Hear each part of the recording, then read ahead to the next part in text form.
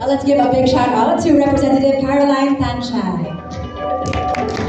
Good afternoon, ma'am. Thank you for joining us. This is the point of our program where we invite our special distinguished representatives from our partner institutions and agencies to come on stage and share their opinions and insights on the topics that we bring up. Medical and wellness, tourism, and all that good stuff. So we'd like to invite the following to please join us here on stage, beginning with Ms. Catherine Turville, President of the Wellness Tourism Association of the Philippines.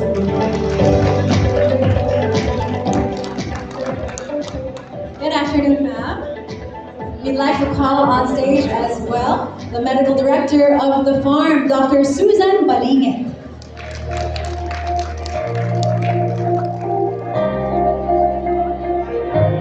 Ms. Jennifer Gloria, the President of Farm Yields Incorporated, kindly join us here on stage as well.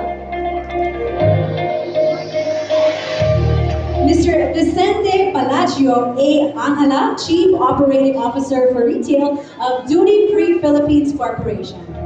Kindly join us here on stage. You're part of our panel. Next up, we'd like to ask the honor of Mr. Bob Zozo Prado, President of the Tourism Congress of the Philippines, to join our panel. Chikahan lang po to, sir. Please join us.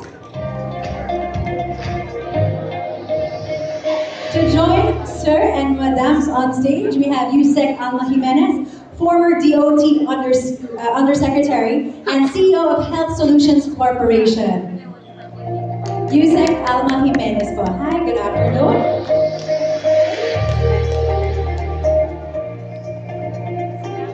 Next up, we'd like to call on stage Maria Lourdes Hapson, former DOT Assistant Secretary and President of Strikers Travel Corporation.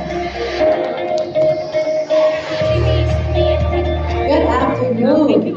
Now we'd like to welcome back on stage Ms. Cory Quirino for our Fast Talk portion. Please join us, ma'am.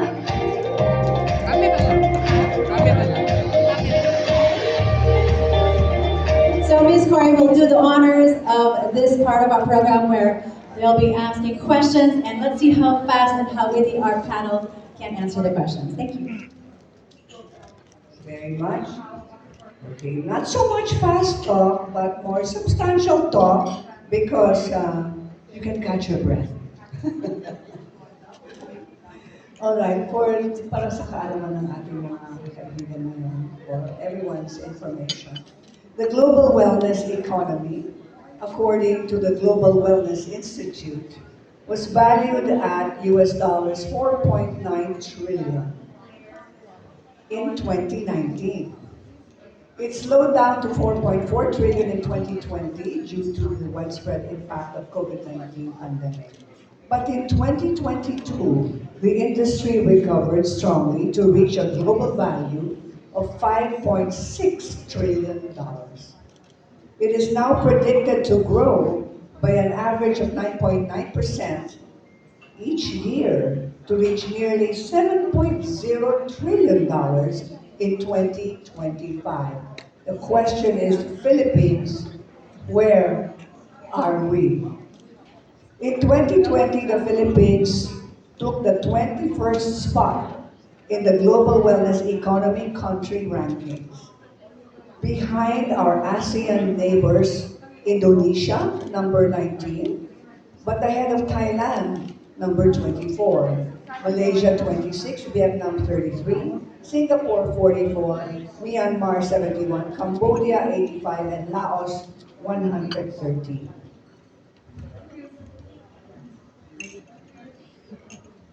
Tourism has always been a major dollar earner for the Philippines. In fact, almost every country in the world. But over the last several years, a particular tourism niche has dramatically grown in popularity as well as in value as an industry. We are talking about health and wellness tourism, which has now become an international trend set by health-conscious consumers who are seeking to enhance their well-being through their travel experiences. Underscore travel.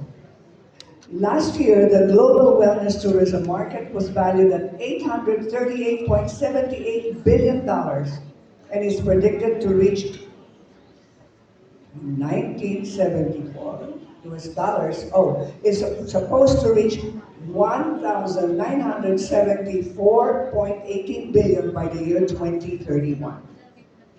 That is an outstanding number. However, while it is already a global phenomenon that continues to grow rapidly, health and wellness tourism is still relatively new in the Philippines and is truly unfortunate because we believe that the Philippines has the potential to become a leading health and wellness destination. And that is the reason for our Go and Vet Together campaign. After a few years of trying to promote the Philippines as such, we even joined the Arabian travel market in Dubai a couple of years back. And we realized that putting the Philippines on the health and wellness tourism map is not an easy task, as with every great endeavor. It is a task that calls for the government and the private sector to work together. Without that teamwork, it's not going to happen. It is a task that requires serious and sustained effort.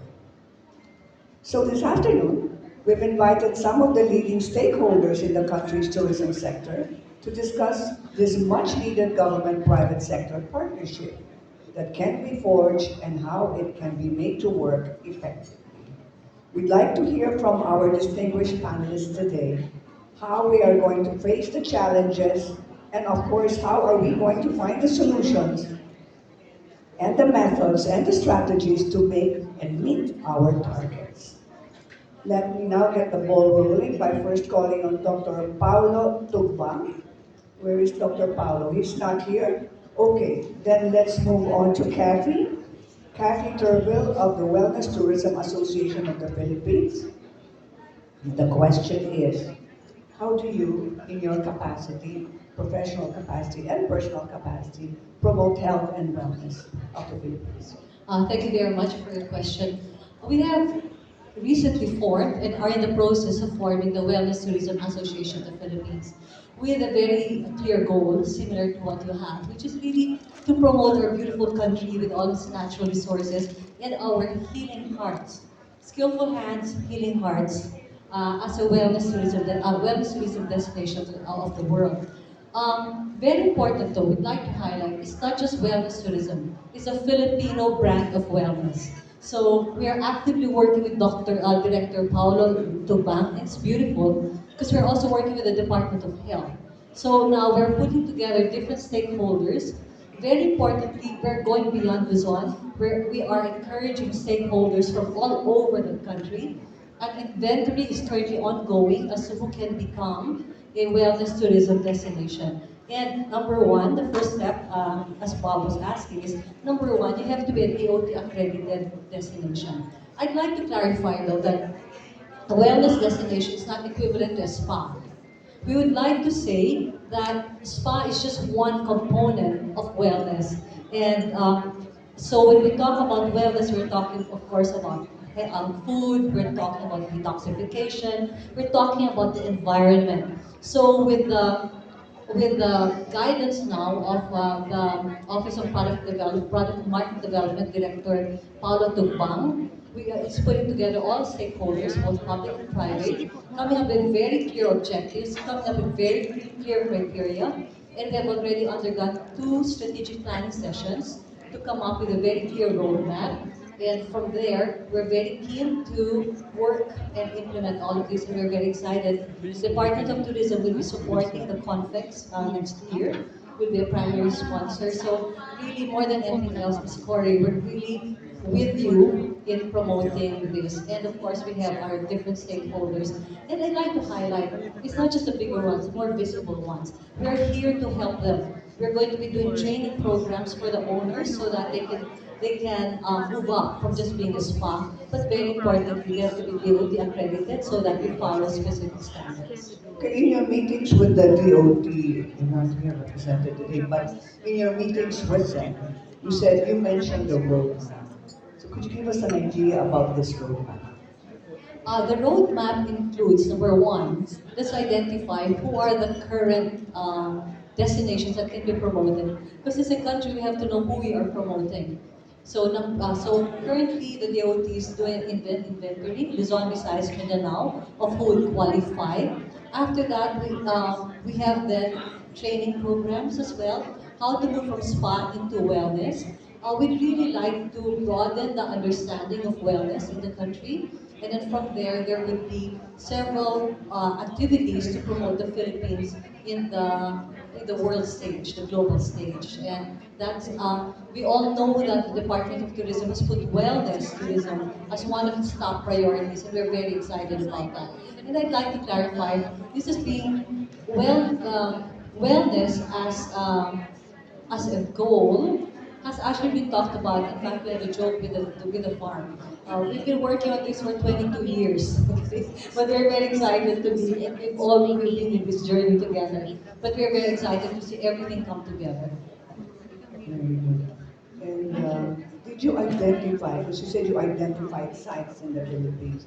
So what are those particular sites, the services they offer, and how best to improve them? Um, of course, we have the very famous The Farm, multi-awarded, globally known, globally renowned. We have a couple in the Visayas, Ilaya Spa, which is run by Ato. We also have in Davao. So we are now in the process of making sure that they meet the criteria. That's so important. So I cannot mention all of them at this point because they have to meet certain criteria. But right now, we of course have Nurture Wellness Village in Tagaytay. We are among the pioneers together with the farm, Ilaya Spa. We have yeah, a few more, which is in the inventory.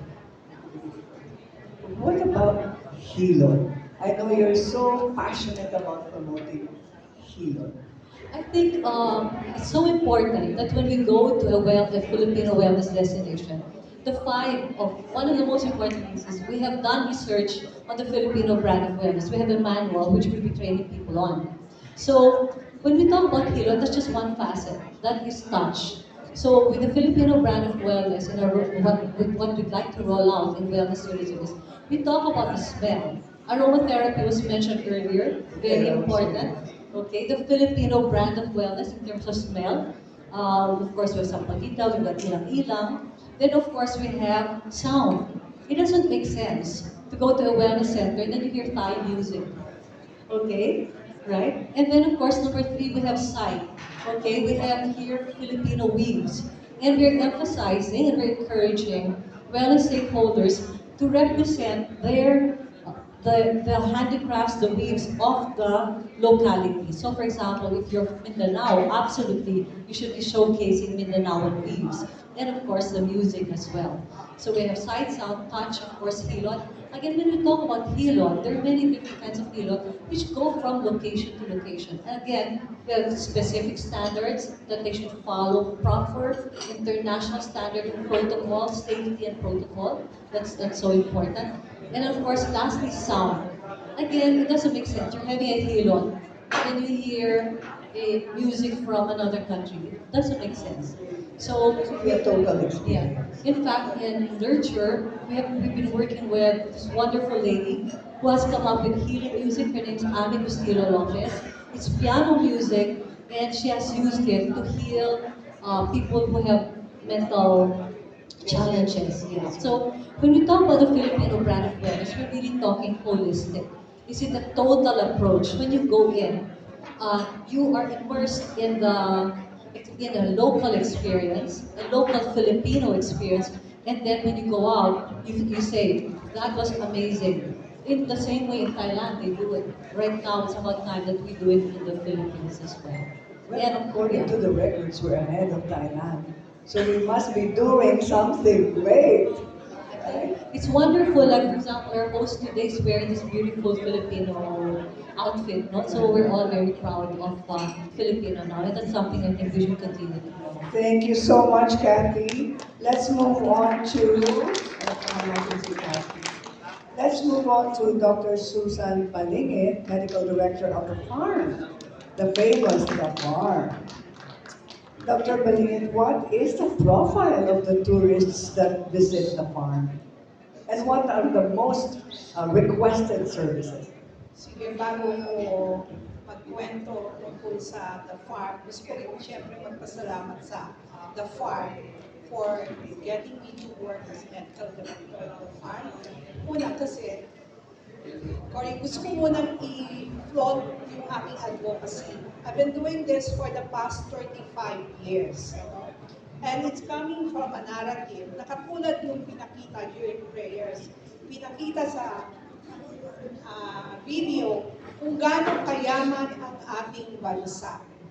Yes. But having said that, bakit naghihirap ang mamamayang Pilipino? And every time I'm asked, isa lang ang sagot ko. While we claim we're one of the most eco-diverse, we actually allowed colonial masters to teach us what to eat. So ano ituturo nila? Yung meron sila, yung kakilala nila, ititinda nila sa atin.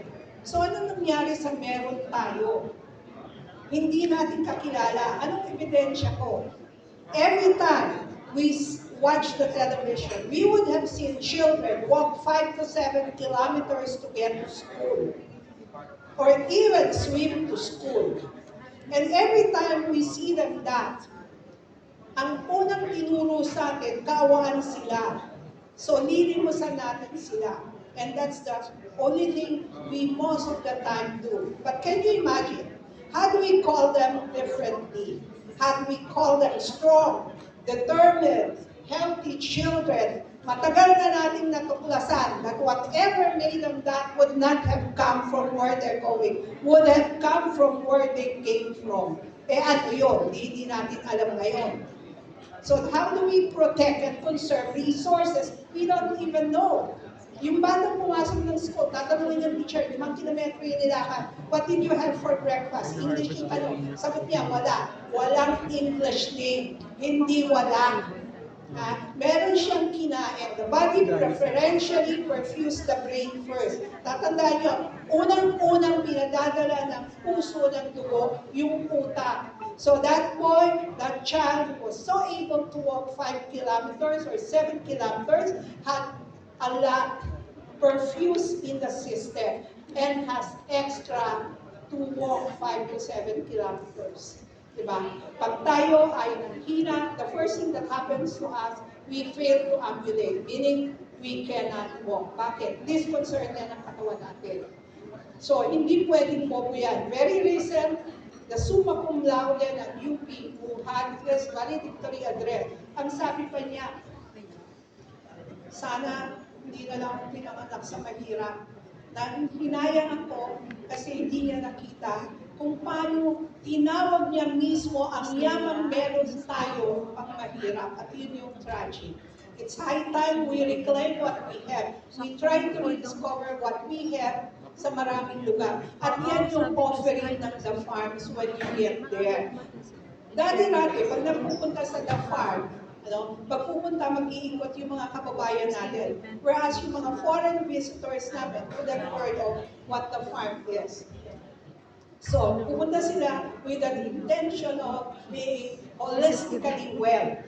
Yung mga kababayan natin, pupunta rin, titignan yung lugar, tapos sasabihin, paglabas, ginutom kami kasi pinakain kami. Actually, that's a common comment of many So Filipinos. now, we've tried to make resolutions to really teach our people. Teka muna, pag hindi natin yan pinaupo at hindi natin tinuruan anong ibig sabihin ng wellness, lalabas yan dito, pagkatapos natin pakainin ng tama, ang sasabihin nito. Bakit? Kasi nga, ganun yung mindset. At mahalagang maintindihan natin ito na pag pumunta kayo sa The Farm, yung wellness coaching includes understanding what we have in this country. God would not have placed our food kung saan wala tayo. Diba? At ang mga pagkain, different sa bawat lugar. Kahit pag sinabi, gulay pa lang tinuturo sa The Farm, paano yan, naghihirap na tayo, kumahal ng gulay. Eh, maling gulay yung kinakain nyo. Kasi yung batang lumakad ng 5 kilometro, pinulot lang niya yung gulay niya, hindi naman niya binili. Pero bakit meron siya? And it's high time we discover those. At ilagay natin sa mesa natin. We work on climate change, but nobody touches this. Na yung resources natin ang yaman. Tapos hindi natin inaalam kung ano yung meron tayo sa paunahan. Alamin natin paano natin gagamitin ito. So, I would like to challenge the tourism industry to do some community participated wellness tourism kung saan ang mga barangay ay pwedeng lumako para protektahan ang environment, makita sa mundo ano yung meron tayo, gano'n tayo kagagandang tao, gano'n tayo katipikas at kalalakas ng mga tao, gamit yung sarili natin mga resources. Ano? Okay, Dr. Balik, okay, marami kasi, marami mga katanungan ng mga Palette tao experience dito. na lang na distinctly Filipino palette experience. Huwag niyo silang pakainin na hindi naman yung lunang luha. Sorry passion ko kasi lang ito na susian niyo. Umandar ako ng walang sorry. Okay, thank you very much, Dr. Balik. Rest assured that your visit to the farm will make you better. Alam namin na. Okay, let's move on to...